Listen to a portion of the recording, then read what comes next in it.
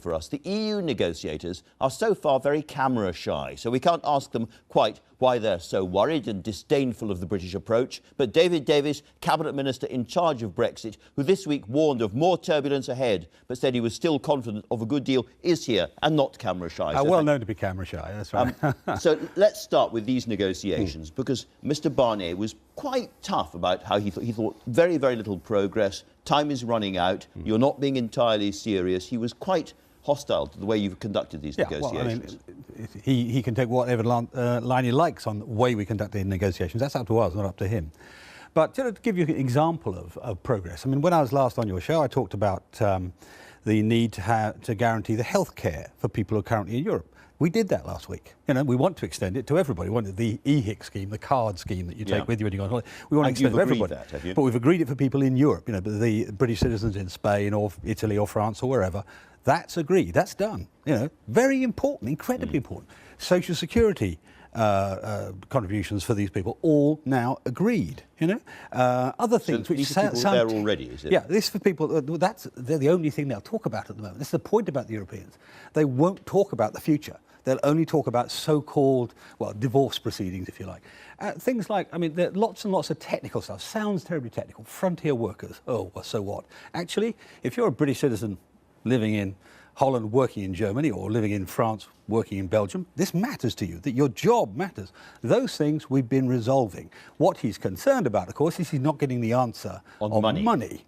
And they've set this up to try and create pressure on us on money. That's what it's about. They're trying to play time against money. That's exactly what they're doing. Are you being blackmailed in that regard? No, I don't. You know, what's going on, and it's quite important because there are all sorts of stories flying around. You had them in the papers this morning. Which £50 billion it's bill. I mean, it's nonsense. The story is completely wrong. Well, I'll come on to it later. Okay, all right. But you know, what we're doing, for example, on this, I mean, the approach we're taking is we are saying, okay, you've given this enormous bill. It's a bit like if you're leaving a hotel, you've got an enormous bill. You go through line by line. But That's what we're doing. You don't hop off before you've paid it. No. But you go through line by line. That's what we're doing. They're saying, oh, well, give us a counter. It's like as though the sort of hotel said, well, make an offer. No, we're not doing that. We're going through line by line. And they're finding it difficult because we've got good lawyers. We gave them a 2.5-hour presentation. They even complained about that. So we are basically going through this very systematically, very British way, very pragmatic way of doing it. And of course, he's finding it difficult. And he wants to put pressure on us, which is why the stance this week in the press conference.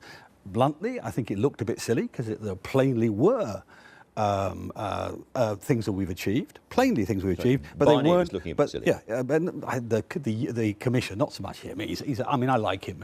I've known him for 20 years. But the commission puts itself in a silly position if it says there's nothing been done when these really important things. You know, we put people before process. What they're in danger of doing is putting process before people.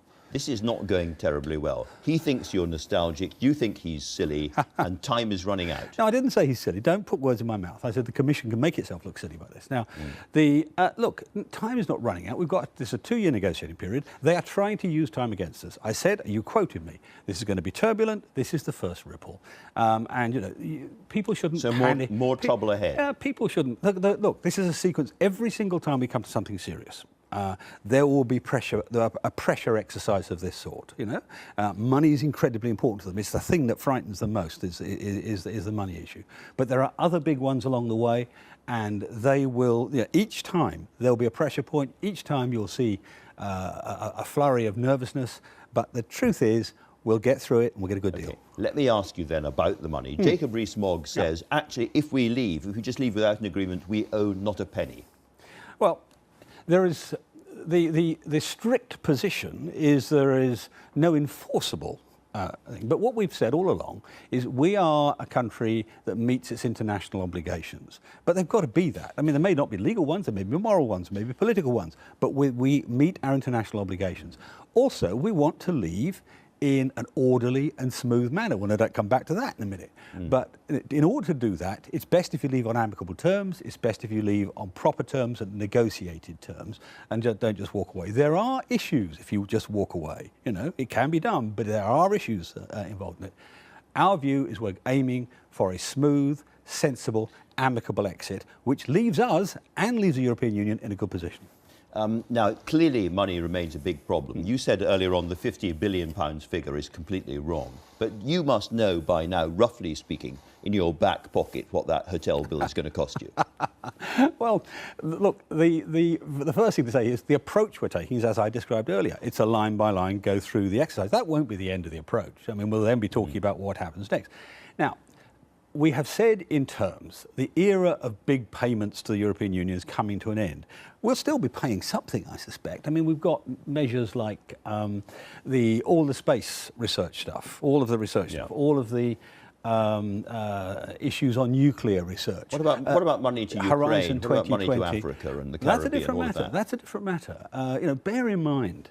I mean, we did agree these budgets originally, didn't we? Well, we if you might say there's a moral obligation. If you've ever, well, that's the argument. I mean, in a sense, what the European Union is saying is it's a legal obligation. We're saying no, it's not.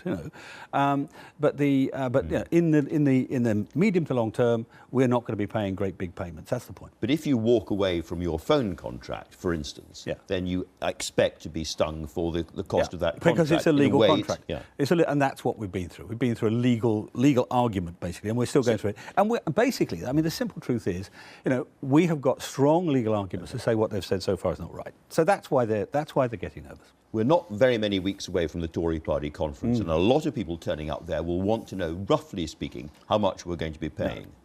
Is there going to be any chance they will be told then? What they'll want is that we get a good deal. Not that we talk about a good deal, but we get a good deal. Now, this is the most complex negotiation probably ever, but certainly of modern times. And you don't get a negotiated outcome by laying everything. So this is what we want, this is what we're going to do, this is what we're going to pay, and so on. It doesn't work like that. You see, the trouble is, during the referendum campaign and shortly afterwards, you told us that this would be a straightforward negotiation. You gave the impression it would be a bit of a breeze, and it's appearing to be absolutely the opposite. No, what I said was the strategy is straightforward. Some of it would be quite complicated. That's the exact phrase I used in the last article. What you said was.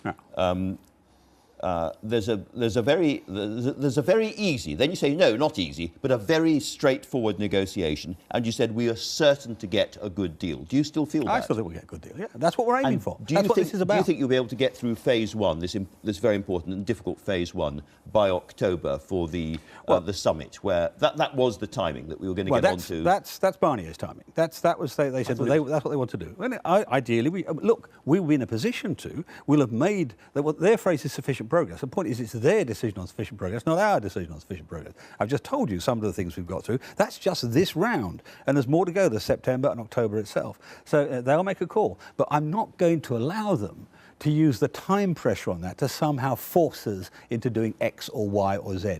That's why I said to you, whenever you have a pressure point in these things, there'll be issues coming out your way, like that question. When you were so confident during the referendum campaign, one of the reasons you were confident, you kept saying, who's the most powerful politician? It's Angela Merkel. Now, you're not negotiating with Angela Merkel, you're negotiating with Michel Barnier. First of all, do you detect any frustration in the rest of the EU about the way the Commission is handling this negotiation? Well, if I did, I wouldn't talk about it on air. I mean, look, sounds like a yes. It sounds like as I said, don't put words in my mouth. Angela Merkel is facing a general election in 3 or 4 weeks' time, I think it is, during October, when we come to the next round, there may or may not be a German government in place. Well, there will be a German government. Well, the newly negotiated outcome. I mean, and it sometimes takes months, and that will, of course, have its own effect on timetable too. And what you don't want to do is to put some, whether it's money or anything else, something on the table, and then suddenly have that pocketed and say, that's not good enough, we're going to go back and do some more. These negotiations are complex and sophisticated, and you must be very, very wary of just thinking, if we just ask this. The Labour Party, you've had Keir Starmer on, say, we'll just do this and just do that. Actually, everything has a negotiating effect, and they're not allowing for that in their calculations. So this is very, very difficult. There's a very interesting story in the Sunday Telegraph today suggesting that actually we may well not get a deal, that it was quite a high proportion of the problems over money and the border and all the rest of it, we may not make it, and that therefore we should be planning very, very carefully. The Cabinet Minister is saying we have to have a really careful, proper plan Otherwise, we can't call their bluff. We're planning for all options. Indeed, Mervyn King said something similar about a month ago. We're planning for all options. We're not particularly publicising, because every time you publicise something like that, people say, "Oh, look, they're trying to get a no deal outcome." That isn't the case. We're absolutely putting all our effort into getting a good deal outcome, and we think that is by far and away the highest probability, by far and away. But we have to plan for every option. But as you walk into Brussels, you fly into Brussels, you think each time it is possible this is not going to work. There's a possibility. This is a negotiation, but the system may get in the way. And you've got about 15 elections in the course of the period going on, so you've got all sorts of noises off. But the simple truth to keep at the back of your mind: 2015, the latest numbers are bigger, but in 2015, we sold about 230 billion to them, euros. They sold about 290 billion to us. Yeah.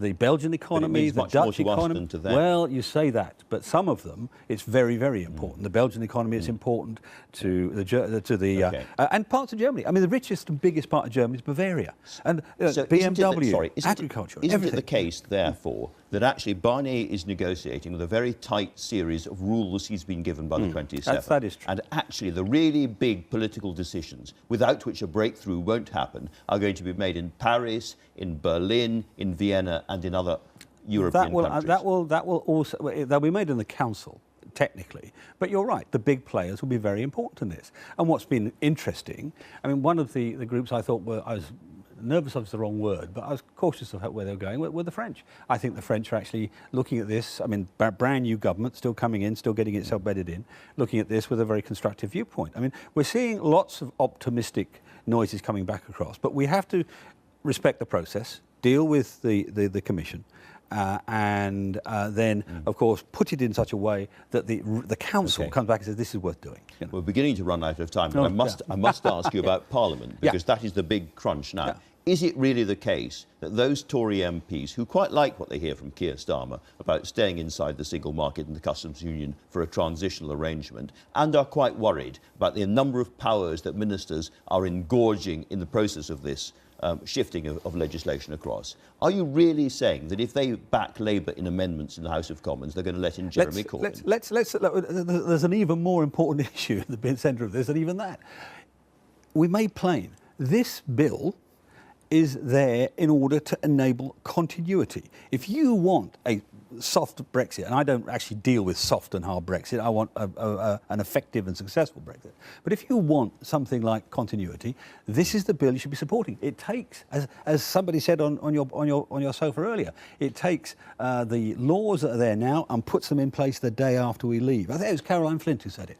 So that's the first thing to understand. It's not just a question of the sort of national politics. It's a question of what's right. Secondly, the proposals. I mean, poor old Keir Starmer, he comes on here. I'm negotiating with Brussels. He's negotiating with the rest of his party. Quite successfully. And well, we see this is the 7th or 8th or 9th position, depending on how you count them. He's been in 12 months. And Tom Watson's proposal that we're staying in the single market in perpetuity is a direct refutation, a direct rebuttal of what they promised their own voters in the last election. They said they're going to support Brexit and put it through. What Watson is saying effectively, and he's an old mate of mine, as you well know, he's saying, no, we're going to carry on with this, we're going to stay in the single market. Yeah. You can't do that if deal with reform, immigration. he says. But nevertheless, let's get real. What's going on here is that Jeremy Corbyn and the Labour leadership understand that if they're going to pull down your government, the only way they can do it is over this issue. So they are going to try and destroy you in the House of Commons. And they've gone in for the most cynical approach. They know this bill is necessary, and they've gone in for it. I mean, Starmer even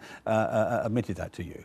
They also know that the claims they make are nonsense. They're Henry VIII powers. He made it sound as though we're suddenly a grand... The Constitution... Dominic Grieve, a former colleague of yours, let me go Tory to an backbencher, agrees with him on this. An even greater... Yeah, Dominic hasn't come up with an alternative, and neither has Keir Starmer. The best authority on this is the Constitutional Committee of the House of Lords.